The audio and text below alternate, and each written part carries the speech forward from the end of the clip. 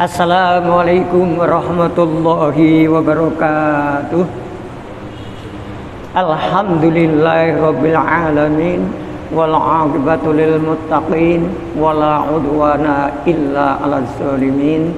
Asyhadu an la ilaha illallah wahdahu la syarikalah wa asyhadu anna Muhammadan 'abduhu wa rasuluh. Allahumma shalli ala Muhammad wa ala alihi wa sahbihi wa man tabi'ahum ihsanin ila yaumiddin. Qala ta'ala fil Qur'anil Karim, a'udzu billahi minasy syaithanir rajim. Bismillahirrahmanirrahim. Innal insana khuliqa halu'an idza massahu syarru jazu'an wa idza massahul khairu manu'an. Shadaqallahul azim. Ibu-ibu, bapak-bapak, seluruh jamaah sholat duhur yang dirahmati dan dimuliakan oleh Allah Ta'ala, tiada henti-hentinya untuk kita bersyukur kepada Allah atas limpahan rahmat, nikmat, hidayah dan taufiknya. Alhamdulillah di siang hari ini kita diberi kemudahan oleh Allah untuk melaksanakan satu kewajiban, yaitu sholat duhur. Dan alhamdulillah bisa kita laksanakan tepat awal waktu dan bisa berjamaah. Ini saya harapkan ibu-ibu dan bapak menjadi jamaah yang plus.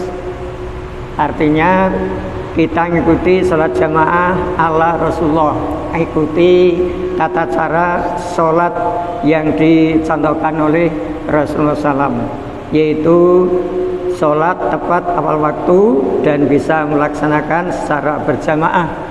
Dan saya mengucapkan terima kasih kepada jamaah yang masih berkenan untuk duduk sambil berzikir dan mendengarkan kultum yang akan disampaikan.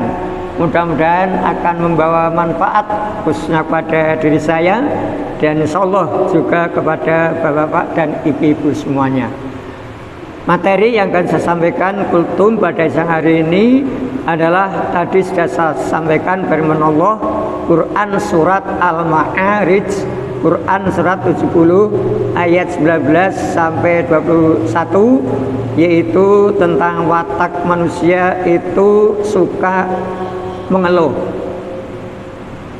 Sebagaimana yang sudah difirmankan Allah, yaitu surat Al-Ma'arij ayat 19, a'udzu billahi minasyaitonir rajim. Innal insana khuliqa halu'an, sungguh manusia diciptakan bersifat suka mengeluh. Ayat berikutnya, idza massahus syarru jazu'an, apabila dia manusia ditimpa kesusahan, manusia berkeluh kesah. Wa idza massahul khairu manu'an, ini ayat 21. Dan apabila mendapat kebaikan, utamanya dalam harta, dia menjadi kikir.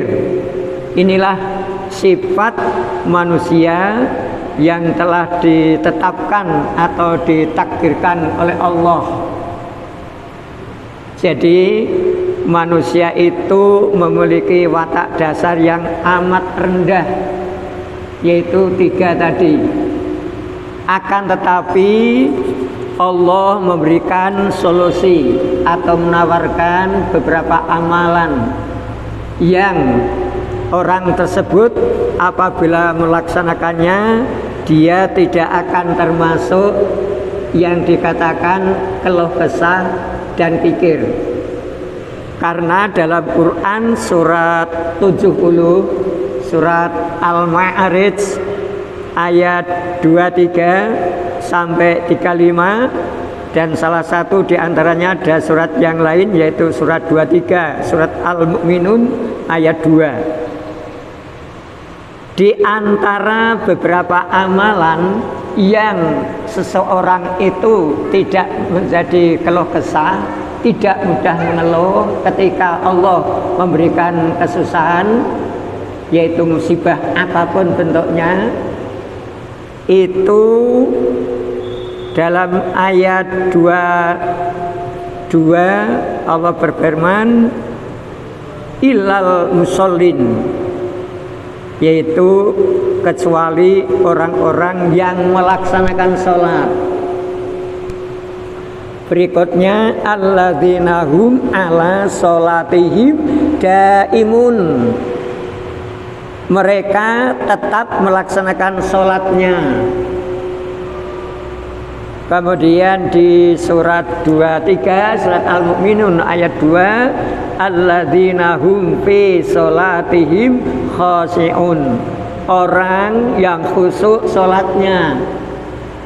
Kemudian surat ke-70 ayat 34 walladzina hum ala sholatihim yuhafidun, dan orang-orang yang memelihara sholatnya. Nah, jadi ada 4 hal ini bagi seorang muslim yang melakukan secara rutin dan baik, insya Allah apapun yang Allah berikan atau timpakan kepadanya, dia tidak akan timbul rasa sifat keluh kesah atau mengeluh. Apapun yang datang dari Allah itu mungkin tidak menyenangkan, apapun bentuknya. Karena apa? Orang yang sudah melakukan sholat, apalagi tadi dia tetap melaksanakan sholat, itu artinya apa? Dalam kondisi seperti ini, panjenengan sedang kerja di suatu instansi atau apapun dimanapun, ketika waktu sholat duhur datang dengan tetap melakukan sholat, itulah yang dimasukkan tetap melakukan sholat, tidak menunda-nunda. Nanti aja. Apalagi ini yang berat, itu yang kerja di bangunan. Biasanya sholatnya itu nunggu kalau sudah duhur selesai, karena katanya alasannya pakainya kotor dan sebagainya. Bahkan ada yang tidak sholat, kasihan. Dia kerja di tempat ibadah, artinya dibangun di sebuah masjid, tapi dia tidak sholat. Inilah nanti dia akan timbul rasa keluh kesah. Walaupun pada akhir minggu, karena bayarnya kan 1 minggu sekali, di hari Sabtu dapat bayaran, dia tetap tidak bersyukur. Dia berkeluh kesah. Karena apa? Meninggalkan sholat. Jadi orang yang tidak berkeluh kesah itu orang yang melakukan sholat, kemudian dia tetap melakukannya dengan rajin, daimun, itu tetap sholat walaupun kondisi apapun. Orang yang sedang sakit, dia tetap sholat, dia tidak akan mengeluh. Kemudian lagi ini yang mungkin yang berat, alladzina hum fi sholatihim khashi'un, orang itu sholatnya khusyuk. Susah, Pak. Karena saya pernah baca di artikel majalah Sunnah itu, satu saat Rasulullah mengadakan lomba sholat bersahabat, kemudian tanya, bagaimana Ali? Saya tidak bisa sholat ya Rasulullah. Kenapa? Saya teringat hadiahnya. Berarti tidak bisa. Tapi paling tidak kita tumakninah. Bagaimana kita bisa sholat tumakninah? Lakukan dengan berjamaah. Karena apa? Imam yang tahu benar tata cara menjadi makmum, sholatnya tidak akan cepat-cepat, Pak. Karena membaca pelan. Apalagi kita tahu makna sholat yang kita baca, insya Allah kita tidak akan ada timbul rasa keluh kesah. Dan di sini menjaga waktu sholat, Pak. Apa yang kita jaga? Dari mulai wudhunya sempurna, tidak asal-asalan wudhu. Habis wudhu ada bacaan doa wudhu. Kalau itu dibaca, kita nanti disuruh masuk surga, disuruh milih, Pak, mau masuk pintu mana saja. Makanya penjenengan sehabis wudhu itu jangan cepat-cepat meninggalkan tempat wudhu sebelum baca asyhadu alla ilaha illallah wa anna muhammadan abduhu wa rasuluh, atau wa asyhadu anna muhammadan abduhu wa rasuluh. Ini jangan dianggap sepele, Pak. Ini sunnah Kanjeng Nabi, Rasulullah selalu bacanya. Insya Allah nanti sholatnya akan membawa berkah. Kemudian menjaga waktu, tadi tidak suka menunda-nunda. Apalagi sholat sering mengakhirkan waktu. Contoh, sholat duhur dimulai dari jam 12 kurang, kemudian dengan nunggu nanti aja, waktu sholat duhur kan panjang. Ini yang sering saya alami waktu saya masih tugas, Pak. Artinya di sekolah gitu, kemudian dipimpin rapat oleh kepala sekolah, sudah waktu sholat, katanya waktu duhur kan lama, Pak, biarin aja, saya tinggal saja untuk melaksanakan sholat. Atau penjenengan kerja di satu instansi, mau sholat tepat waktu kok dilarang, bilang aja, tolong Pak, saya mau sholat tepat waktu, kurangi gaji saya berapapun. Insya Allah manajernya itu atau bosnya itu akan ternyuh, Pak. Wah, ini umat Islam rajin, tepat dan awal waktu.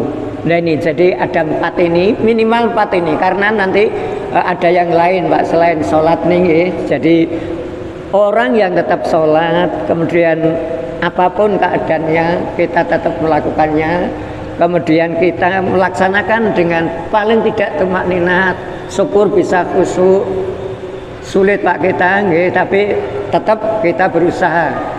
Karena dengan sholat seperti ini, maunya mau khusyuk, wah jangan-jangan imamnya nanti lama ini.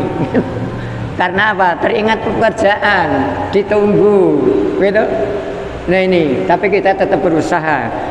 Yang penting lagi, kita jaga sholat itu, setelah kita melakukan sholat, jangan melakukan perbuatan maksiat sedikit pun, apalagi berbuat musyrik, kemusyrikan.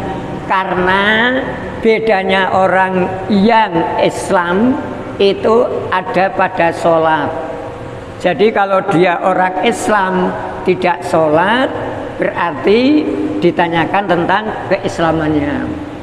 Ini apalagi seumur hidupnya tidak pernah berkomunikasi kepada Allah dalam artian sholat, setelah mati minta disolati, itu lucu gitu.